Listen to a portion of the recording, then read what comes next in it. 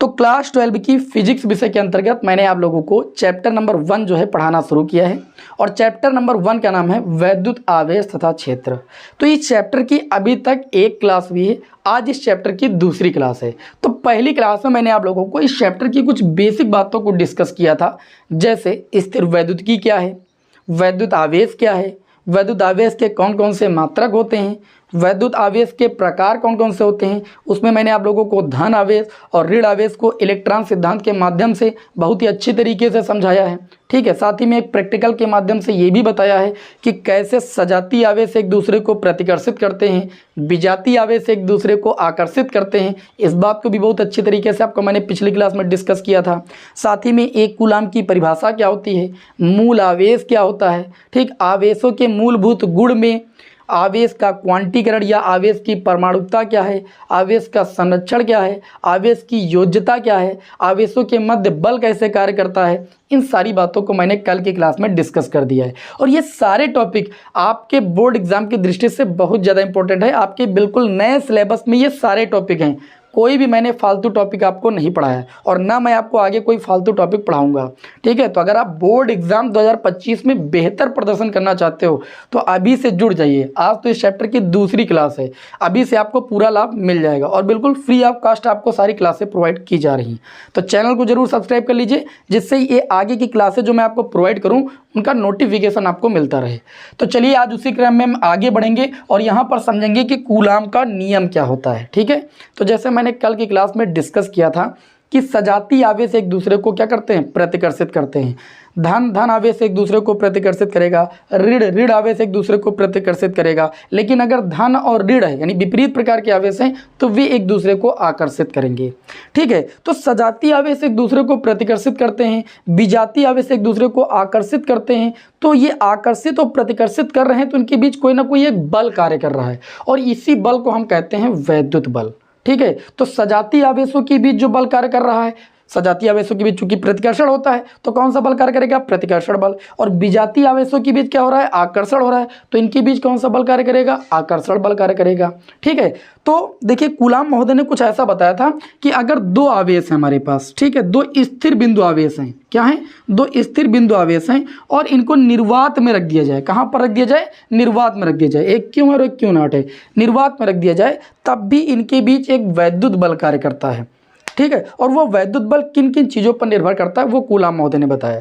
तो कूलाम महोदय ने 1785 ईस्वी में क्या किया, अपने प्रयोगों के आधार पर दो स्थिर बिंदु आवेशों के बीच लगने वाले वैद्युत बल संबंधी नियम को दिया। और उसमें उन्होंने बताया कि अगर हमारे पास दो बिंदु आवेश हैं, एक मान लीजिए क्यू है और दूसरा आपका क्यू नॉट, ये दोनों बिंदु स्थिर बिंदु आवेश हैं, तो उन्होंने ये बताया, देखिए इसको हम ए नाम दे देते हैं, इसको बी नाम दे देते हैं, और इनके बीच की दूरी यदि स्मॉल आर हो, कितनी हो, स्मॉल आर हो, तो कूलाम महोदय ने ये कहा कि इन दोनों स्थिर बिंदु आवेशों के बीच कार्य करने वाला आकर्षण अथवा प्रतिकर्षण बल, आकर्षण अथवा प्रतिकर्षण क्यों बोला, क्योंकि अगर ये दोनों क्या होंगे, सजातीय आवेश होंगे तो प्रतिकर्षण बल कार्य करेगा और विजातीय होंगे तो आकर्षण बल कार्य करेगा। तो कूलाम महोदय साहब ने ये बताया कि दो स्थिर बिंदु आवेशों के बीच कार्य करने वाला आकर्षण अथवा प्रतिकर्षण बल इन दोनों आवेशों के मात्राओं के या आप कह सकते हो परिमाणों के गुणनफल के अनुक्रमानुपाती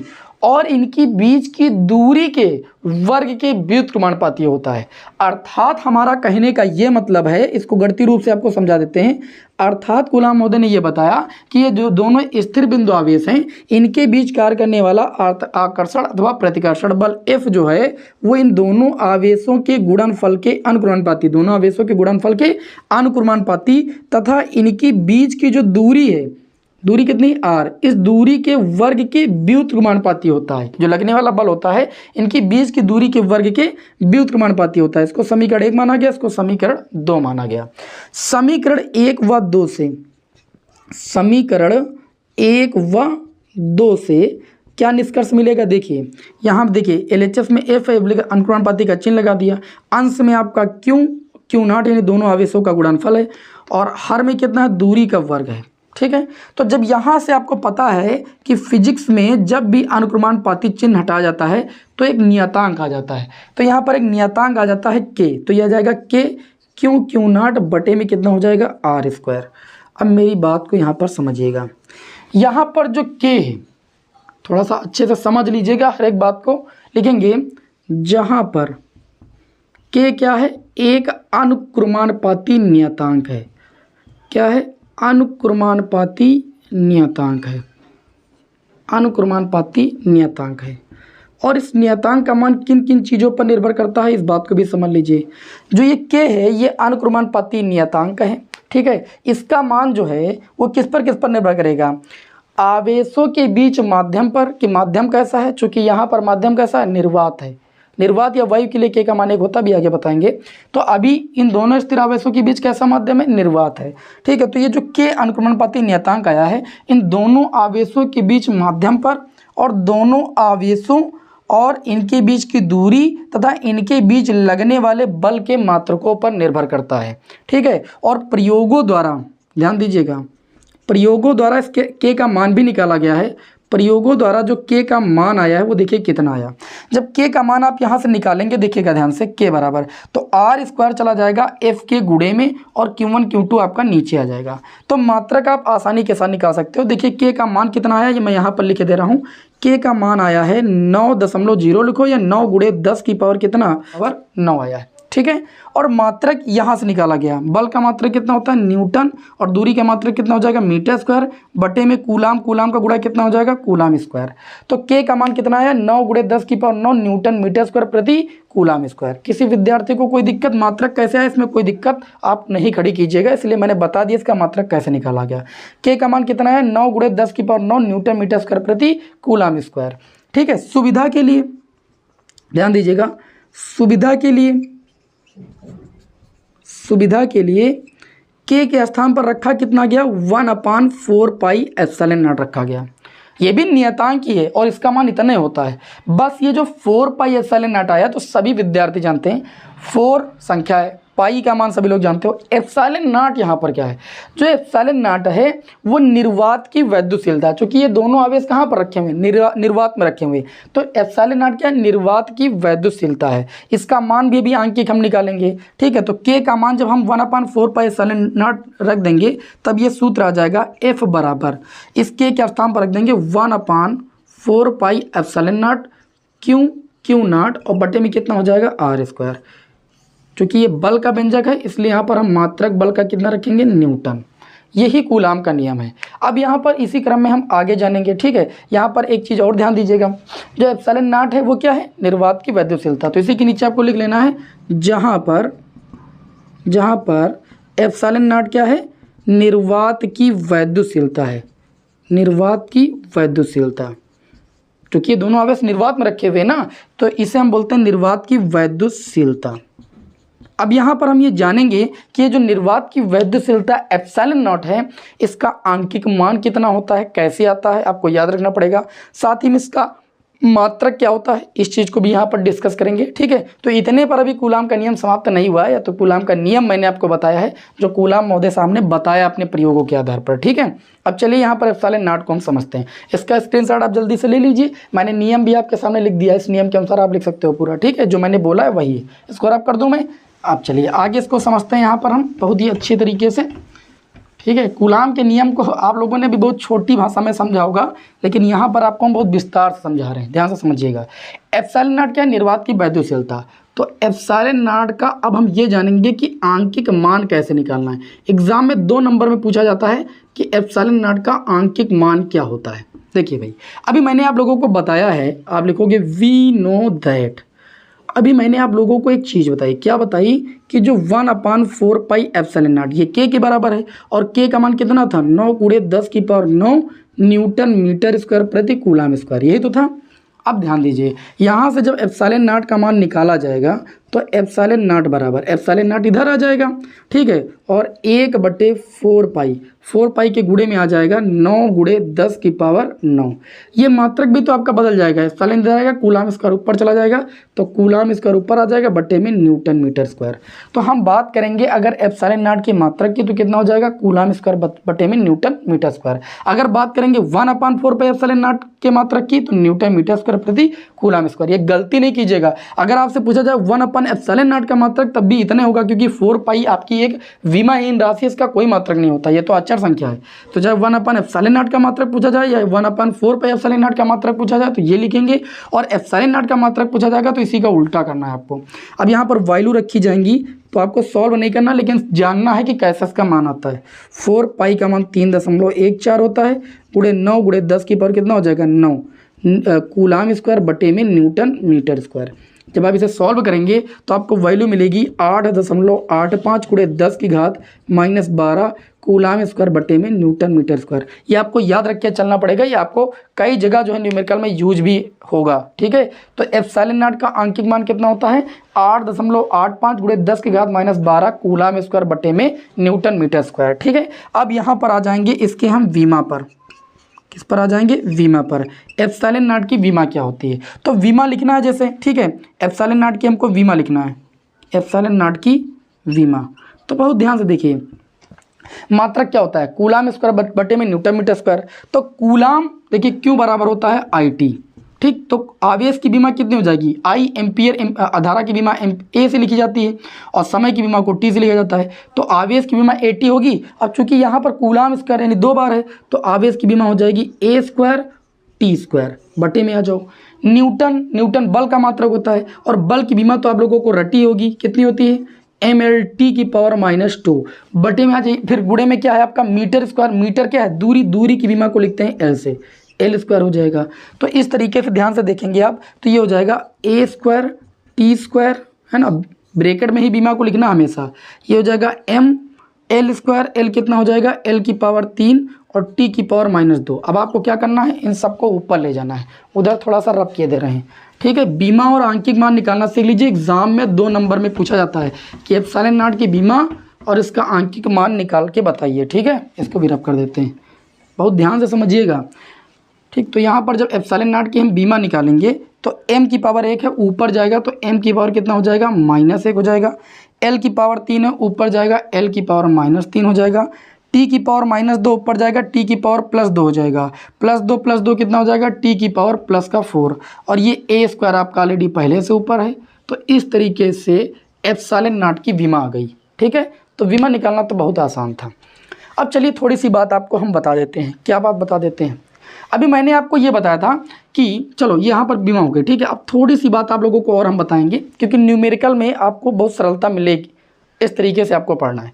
जैसे मैंने अभी आप लोगों को बताया कि अगर दोनों बिंदु आवेश Q और Q नॉट ये निर्वात में एक दूसरे से स्मॉल r दूरी पर रखें तो इनके बीच कार्य करने वाला जो बल है, निर्वात में जो कार्य करने वाला बल है उसका मान कितना आया था, अभी आप बताएंगे 1/4 पाई एप्सिलॉन नॉट आया या K आया था इसके स्थान पर Q नॉट बटे में R स्क्वायर, ये आया था कि नहीं आया था। इसको हम समीकरण 1 मान लेते हैं। अब हम ये मान लेते हैं कि ये दोनों आवेश निर्वात में नहीं रखे हैं बल्कि एक ऐसे माध्यम में रखे हैं जिसका परावैद्युतांक क्या, या मान लीजिए परावैद्युत माध्यम में रखे। परावैद्युत माध्यम में जैसे कागज, मोम, अभ्रक, कांच, इनके बीच में कोई ऐसा माध्यम रख दिया जाए, ठीक है। यदि दोनों आवेशों के बीच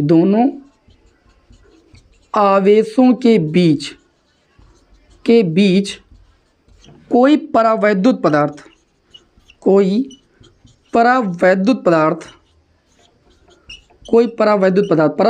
में क्या होता है, जैसे कांच है, मोम है, अभ्रक है आदि, ठीक है। हो सकता है दिखाई पड़ा हो, सही कर देते हैं।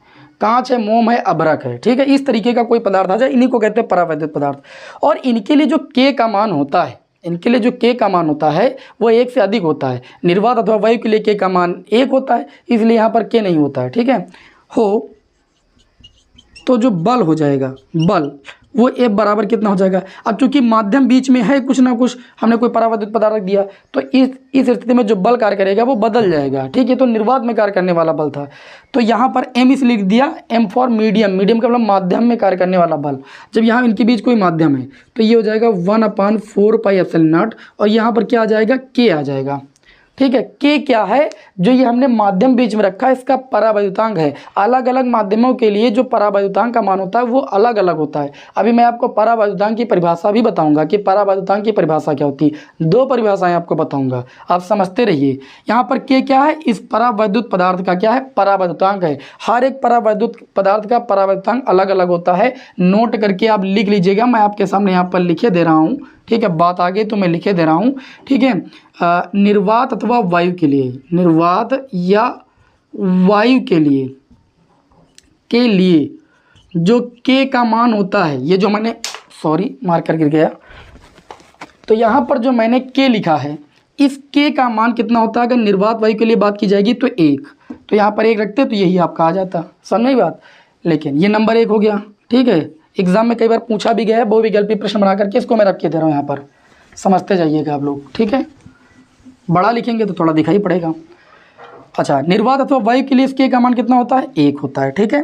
अन्य पदार्थिक माध्यमों के लिए या परावैद्युत पदार्थ के लिए जो मैंने लिखा है, ठीक है, तो परावैद्युत पदार्थ के लिए, परावैद्युत पदार्थ के लिए इसके का जो मान होता है वो सदैव 1 से बड़ा होता है और इन्फिनिटिव से छोटा होता है, ठीक है। और नंबर 3, धातुओं के लिए, धातु के लिए अगर कोई धातु रख दें दोनों आंसू के बीच तो जो के का मान होगा वो कितना होगा, इन्फिनिटिव। ये बात कई बार एग्जाम में पूछी गई है कि पदार्थिक माध्यमों के लिए के का मान कितना होगा, 1 से बड़ा होगा। 1 से बड़ा का मतलब 1 2 3 4 5 6 कुछ भी होगा, इन्फिनिटिव से कम होगा। और धातु के लिए के का मान कितना होगा, इन्फिनिटिव। और निर्वात अथवा वायु के लिए के का मान कितना होता है, 1। इसीलिए यहाँ पर के नहीं लिखा गया, क्योंकि निर्वात अथवा वायु के लिए ये आपका व्यंजक था और ये माध्यम के लिए था, इसलिए के लिखा गया। और ये आपका वही हो जाएगा क्यों नॉट बटे में कितना, r²। इसको मान लेंगे समीकरण 2। बताइए इतनी बात समझे कि नहीं। अब इन दोनों समीकरणों को हम भाग दे देंगे, ठीक है। ये आप नोट कर लीजिएगा, ये आपके लिए जानकारी है, स्पेशल पॉइंट है आपके लिए, ठीक है। तो लिखेंगे यहाँ पर आगे, समीकरण 1 को 2 से भाग देने पर, जब समीकरण 1 को 2 से भाग देंगे तो f ऊपर हो जाएगा, बटे में कितना हो जाएगा, Fm, मतलब माध्यम में कार्य करने वाला बल। ऊपर f का मान कितना है तो आप कहेंगे 1/4πε0 क्यू नॉट बटे में कितना है आपका, r²। पूरे के बटे में आ जाओ। Fm का मान कितना है तो आप कहेंगे 1/4πε0 के, ठीक है। और ये हो जाएगा क्यू नॉट बटे में कितना हो जाएगा, r²। यहाँ पर के को कभी कभी कैपिटल के से भी लिख दिया जाता है, क्योंकि वहाँ पर अभी हमने स्मॉल के बना दिया था, तो आप कैपिटल के बना लो, ठीक है। इसी को परावैद्युतांक बोलते हैं, परावैद्युत पदार्थ का। तो क्यू नॉट बटे r² से क्यू नॉट बटे r² कैंसिल, और 4πε0 से 4πε0 कैंसिल, ठीक। अब देखिए ये हो जाएगा f बटे में Fm, ऊपर बचा 1/1 और नीचे बचा 1/k, तो ऊपर चला जाएगा k बटे 1 हो जाएगा आपका। अर्थात हम कह सकते हैं f बटे Fm बराबर कितना हो जाएगा, k हो जाएगा। तो यहाँ से एक परिभाषा आ गई। क्या परिभाषा आ गई, परिभाषा ये आ गई कि जो परावैद्युत पदार्थ का परावैद्युतांक के होता है वो निर्वात अथवा वायु में स्थित आवेशों के बीच कार्य करने वाले बल और किसी परावैद्युत पदार्थ या माध्यम में दोनों आवेशों के बीच कार्य करने वाले बल के अनुपात के बराबर होता है, ठीक है। किसी परावैद्युत पदार्थ का परावैद्युतांक क्या होता है, निर्वात अथवा वायु में दोनों आवेशों के मध्य कार्य करने वाले बल और माध्यम में दोनों आवेशों के मध्य कार्य करने वाले बल के अनुपात के बराबर होता है। इस बात को आप हिंदी में आप लिख सकते हो, मैंने यहाँ पर मैथमेटिकली रूप से व्यक्त कर दिया है। इतनी बात समझ में आई। अच्छा, अब एक प्रश्न आपके एग्जाम में ये बनता है कि जब दोनों आवेशों के बीच हम कोई परावैद्युत पदार्थ रखते हैं तो बल का मान घटता है कि बढ़ता है। तो आप एक चीज़ बताओ, यहाँ पर f का मान कितना था, 1/4πε0 क्यू नॉट अपान r², लेकिन ये जो था आपका व्यंजक निर्वात अथवा वायु में था। तो जैसे मैंने परावैद्युत पदार्थ की बात की, जैसे मैंने कोई माध्यम इसके बीच में रख दिया, वैसे के इसके भाग में आ गया कि नहीं आ गया। तो जैसे मान लो संख्या पहले 2 थी, अब बटे में भाग में हम कहते हैं कुछ भी संख्या आ जाए, मान लीजिए 1 से बड़ी आ जाए, क्योंकि परावैद्युत पदार्थ का मान 1 से अधिक होता है। जैसे मान लीजिए आपका 2 आ जाए या 3 आ जाए, तो इसको भाग करने पर ये आपका कम पड़ जाएगा कि नहीं, कम पड़ जाएगा। कहने का सीधा ये मतलब है कि जब के से इस नंबर को भाग किया जाएगा तो पहले की अपेक्षा बल कम हो जाएगा, ठीक है। तो एग्जाम में प्रश्न पूछा जाता है, दोनों आवेशों के बीच परावैद्युत पदार्थ रखने पर जो उनके बीच कार्य करने वाला बल होता है वो निर्वात अथवा वायु की अपेक्षा क्या हो जाता है, कम हो जाता है, पहले से कम हो जाता है, निर्वात अथवा वायु में ज़्यादा होता है, ठीक। इस बात को याद रखिएगा। अब एक बात और यहाँ पर आपको बता देते हैं, इसको थोड़ा रब कर दूँ मैं, ठीक है, बहुत सारी बातें आप लोगों को यहाँ पर डिस्कस करनी रहती थी, आप लोग बहुत छोटे में से पढ़ लेते हो तो पूरी बात समझ में नहीं आती। ठीक है, अब देखिए ये बात हो गई। यहाँ पर जो आपका एप्सिलॉन 0 आया था, ध्यान दीजिएगा, एप्सिलॉन 0, ठीक है, ये एप्सिलॉन 0 जो के है पूरा, एप्सिलॉन बराबर होता है एप्सिलॉन 0 के। आपको हेडिंग एक लगा लेनी है, एप्सिलॉन 0 और के में संबंध। चलिए यहाँ पर लगा ही देते हैं हेडिंग। आप हेडिंग लगाएंगे एप्सिलॉन 0 व के में संबंध। अब एप्सिलॉन यहाँ से क्या आ गया भाई, एप्सिलॉन क्या चीज़ है? एप्सिलॉन 0 तो हम जानते हैं कि निर्वात अथवा वायु की वैद्युतशीलता है कि नहीं है, मतलब जो आपका इसके बीच आपका निर्वात अथवा वायु भरा हुआ है, इसकी वैद्युतशीलता है। ये एप्सिलॉन क्या है?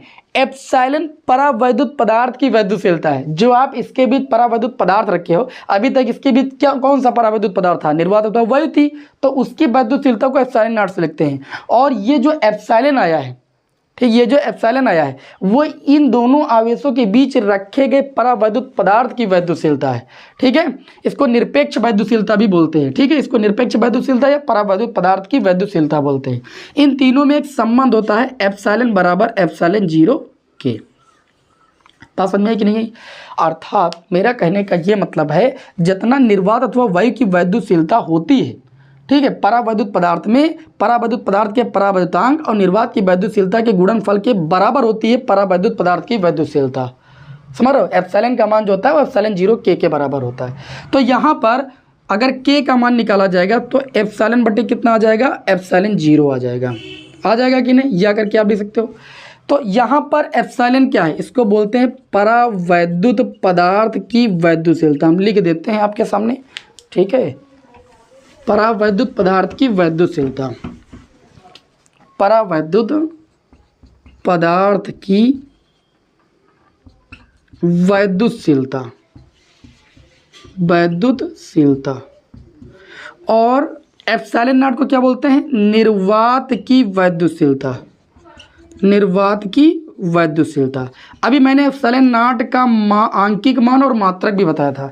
तो एप्सिलॉन नॉट का जो मात्रक होता है वही मात्रक एप्सिलॉन का भी होता है, क्योंकि के का कोई मात्रक होता नहीं। और एप्सिलॉन बराबर कितना हो जाएगा? एप्सिलॉन 0। तो हम कह सकते हैं कि एप्सिलॉन नॉट का जो मात्रक होता है वही मात्रक एप्सिलॉन का होता है। ठीक है, लेकिन इसका मान अलग होता है, क्योंकि इसका मान जो है वो परावैद्युत पदार्थ के परावैद्युतांक और निर्वात की वैद्युतशीलता के गुणनफल के बराबर है। आप देख सकते हैं। ठीक, तो हम ये कह सकते हैं कि जो माध्यम का परावैद्युतांक, यहाँ से परिभाषा बन गई, अर्थात परावैद्युत पदार्थ का परावैद्युतांक, परावैद्युतांक शॉर्ट में लिख देते हैं, परावैद्युतांक क्या है? के।